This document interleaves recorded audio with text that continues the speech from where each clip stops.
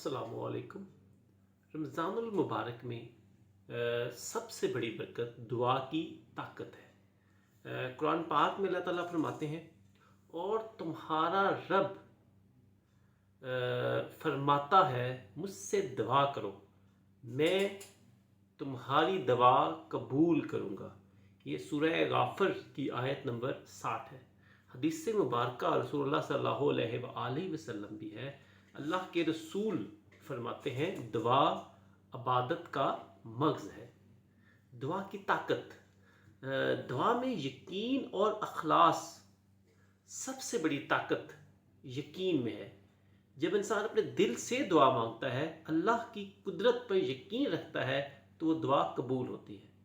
رمضان میں دعا کی اہمیت، رمضان کا مہینہ خاص طور پر دعا کے لیے بہت برکت والا ہوتا ہے۔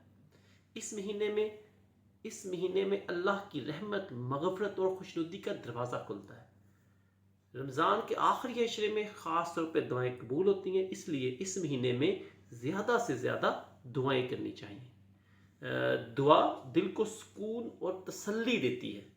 اللہ کی طرف رجوع کرنے سے زندگی میں مشکلات آسان ہوتی ہیں، فرد کی روحانیت میں اضافہ ہوتا ہے اور اس کا ایمان دعا سے مضبوط ہوتا ہے۔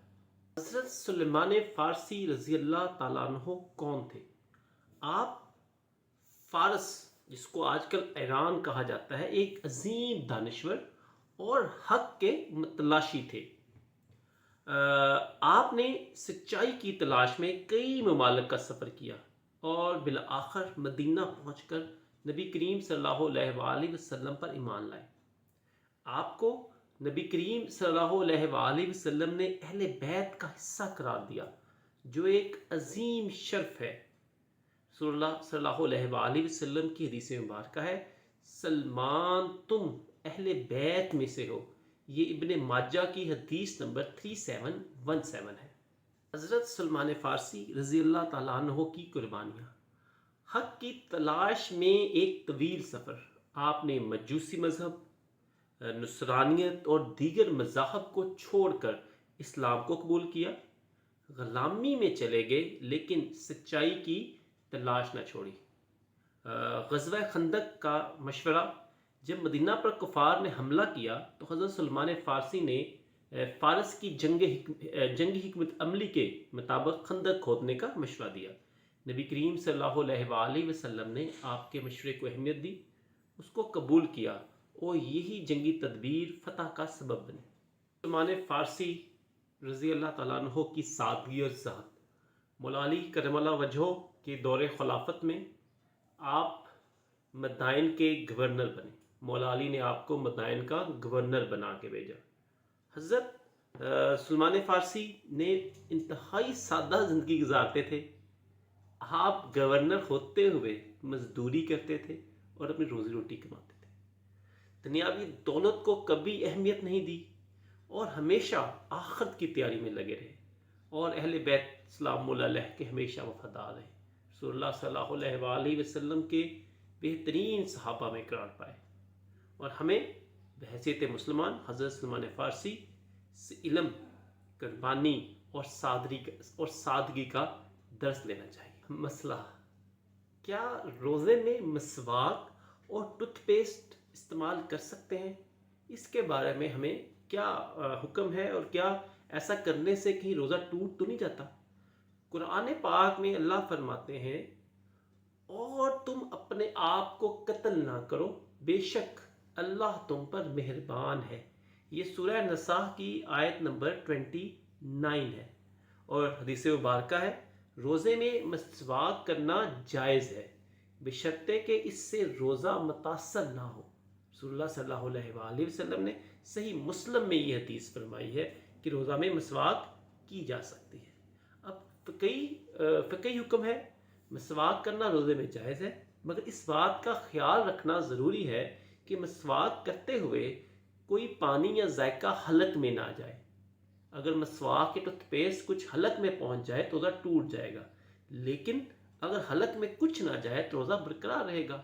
ٹوتھ پیسٹ استعمال کرتے وقت اس بات کا خیال رکھیں کہ زیادہ پیسٹ نہ لگائیں، لیکن اگر حلق میں کچھ نہ جائے تو روزہ برقرار رہے گا۔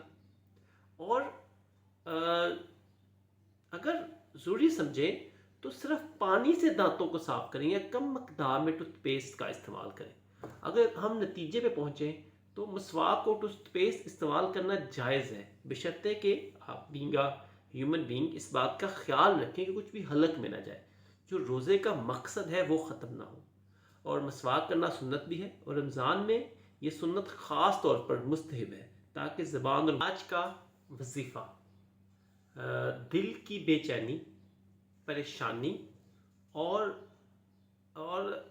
بے سکونی دور کرنے کے لیے یہ طاقتور وظیفہ ہر نماز کے بعد پڑھے۔ حسبی اللہ و نعم الوکیل، حسبی اللہ و نعم الوکیل، یہ 100 ٹائمز 100 مرتبہ پڑھنا ہے۔ اس کا ترجمہ ہے اللہ ہمیں کافی ہے اور وہ بہترین کارساز ہے۔ یہ حسبی اللہ ایک بہترین وظائف میں سے ایک ہے، اگر آپ پڑھیں گے تو دل کی بے چینی اور گھبراہٹ ختم ہوگی، آپ زندگی میں سکون فیل کریں گے، پریشانی اور مشکلات آسان ہوں گی اس وظیفہ سے، اور اللہ پر توکل، آپ کا اللہ کی ذات پر توکل، اللہ پر بلیو اس وظیفے کے بعد مضبوط ہوگا۔ اور اس وظیفے کو لازمی اپنائیں اور روزانہ ہر نماز کے بعد آپ حسبی اللہ و نعم الوکیل کا وظیفہ لازمی کریں۔ دعا رمضان المبارک میں سب سے زیادہ قبول ہوتی ہے، ہمیں اس سے فائدہ اٹھانا چاہیے۔ حضرت سلیمان فارسی رضی اللہ تعالیٰ عنہ کی زندگی علم، قربانی اور سادگی کا نمونہ ہے۔ حسبی اللہ و نعم الوکیل کا ورد کریں، بے چینی اور پریشانی آپ سے دور ہو جائے گی۔ اور روزہ میں مسواک اور ٹوتھ پیسٹ استعمال کی جا سکتی ہے، لیکن اس بات کا خیال رکھتے ہوئے کہ وہ آپ کے حلق میں نہ چلی جائے۔ آج کی دعا: اے اللہ، ہمیں رمضان کی برکتوں سے محروم نہ فرما، ہمارے دلوں میں ایمان کی مضبوطی عطا فرما اور ہماری تمام پریشانیاں دور کر دے۔ جو میرے ناظرین ہیں جو ویڈیوز دیکھ رہے ہیں، ان سے درخواست ہے کہ چینل کو سبسکرائب کریں، جتنے بھی آپ کے دوست احباب ہیں، فیملی کے لوگ ہیں، ان سب کے ساتھ اس کو شیئر کریں اور زیادہ سے زیادہ لوگوں تک یہ پیغام پہنچائیں۔